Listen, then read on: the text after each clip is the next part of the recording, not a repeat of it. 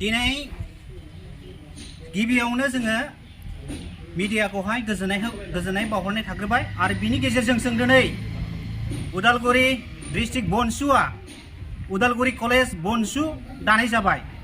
आरो बेजों लोगोसेनो जोङो दिनै मोनफ्रोमबो बिटिआरआव थानाय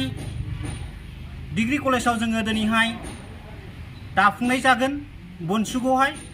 बेखौ जोङो मिन्थिहरनाय जायो गासै रायजो राजानिसिम आरो बेजों लोगोसे जोङो फोरमायहरनाय जायोदि उदालगुरि डिस्ट्रिक्ट बनसुनि जानानै दिनैहाय जोंनि फैबाय थानाय सम जोंनि बड'लेण्ड आलादा सोमावसारनायखौ लानानै दिनैहाय जोङो बे समावहाय गासै जोङो दिनैहाय मेलेमजिबिफोरजों ज' जानानै आरो बिदिनो फरायसा सुबुंफोरजों ज' जानानै दिनैहाय बे खामानिखौहाय फैबाय थानाय समाव बड'लेण्ड मुभमेन्टखौ सोलिहोनो थाखाय गासैनिबो फोरमायहरनाय जादों आरो लोगोसे बेवहाय जिबायदि उदालगुरि बनसु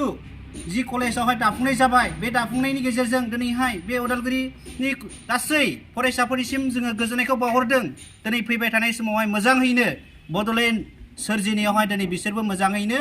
आवगायलाङो आरो लोगोसे बेजों लोगोसे सोलोंथाइखौ लानानै मोजाङैनो बिसोरो हान्थिलाङो आरो सोलोंथाइनि गेजेरजों दिनै नंगौ मोनसे जोङो बर' हारिया गेरेमसा न'खर दानायावहाय आवगायबोनो हायो बेखौ लानानै जों दिनैहाय उदालगुरि कलेजाव